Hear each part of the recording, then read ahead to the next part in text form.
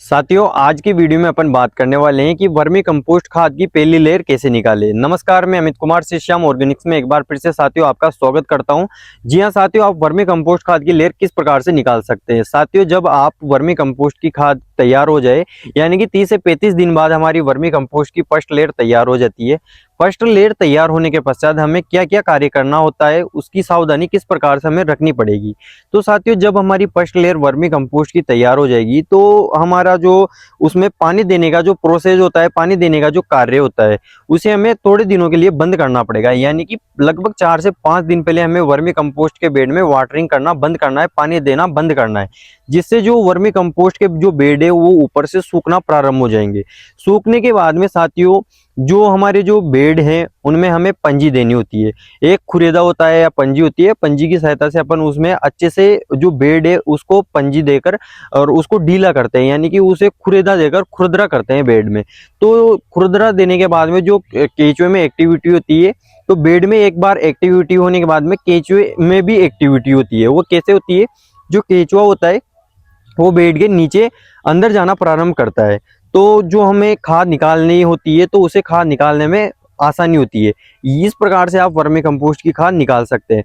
अब रहा काम वर्मी कंपोस्ट के बेड में पंजी कब दे और कैसे दे। तो साथियों, जब हमारा सूरज सनलाइट होती है तो दोपहर के, यानी कि आप समझ लीजिए 11-12 बजे के बाद में आप वर्मी कंपोस्ट के बेड में पंजी दीजिए। सुबह के टाइम पर अगर आप पंजी देते हैं तो जो रात्रि चर हमारे केंचुए होते हैं तो वो रात में ऊपर की सतह पर आ जाते हैं। तो सुबह 9-10 बजे तक हमारे केंचुए बेड की ऊपरी सतह पर रहते हैं। जैसे जैसे सनलाइट पड़ती है तो केंचुए धीरे धीरे नीचे जाना प्रारंभ करते हैं। तो जो बेड है, बेड के ऊपर अपन आसानी से इस प्रकार से पंजा दे देंगे।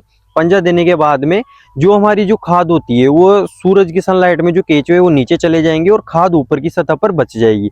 इस प्रकार से आप उसे अच्छे से कलेक्ट करना, छोटी छोटी ढेरियां बनाकर उसे तगारी या तसलों में भरकर अपना जहां स्टॉक है वहां पे स्टॉक कर सकते हैं। तो इस प्रकार से साथियों, आप वर्मी कंपोस्ट के बेड में ये 3-4 तरह की सावधानियां रखकर और वर्मी कंपोस्ट बेड की आसानी तरीके से खाद निकाल सकते हैं। साथियों, इस प्रकार से आप अपने बेड हैं उनको अच्छे से वापस जो प्रोसेस होता है, अपना जो ऊपर की सतह होती है, जो अपना जो बेड है उसकी फर्स्ट लेयर हम निकाल लेते हैं। चाय पत्ती जैसा वर्मी कंपोस्ट हमें दिखाई देने लग जाता है, तभी हमें वर्मी कंपोस्ट की हार्वेस्टिंग करनी है, यानी बेड से उतार करना है।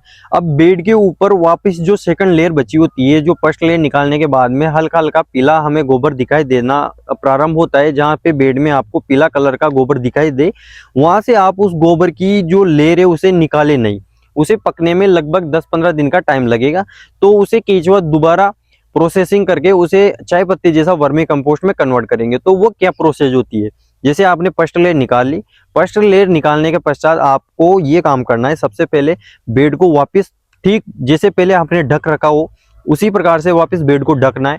बेड को ढकने के बाद में उसमें वापस रोजाना एक दिन छोड़कर, सर्दियों के दिन है तो रोजाना एक दिन छोड़कर एक दिन आप उसे पानी देकर और सिंचाई देनी है। यानी कि जो केंचुआ होता है वो मॉइस्चर में कार्य करना पसंद करता है। तो इस प्रकार से आप बेड में वापस पानी दीजिए।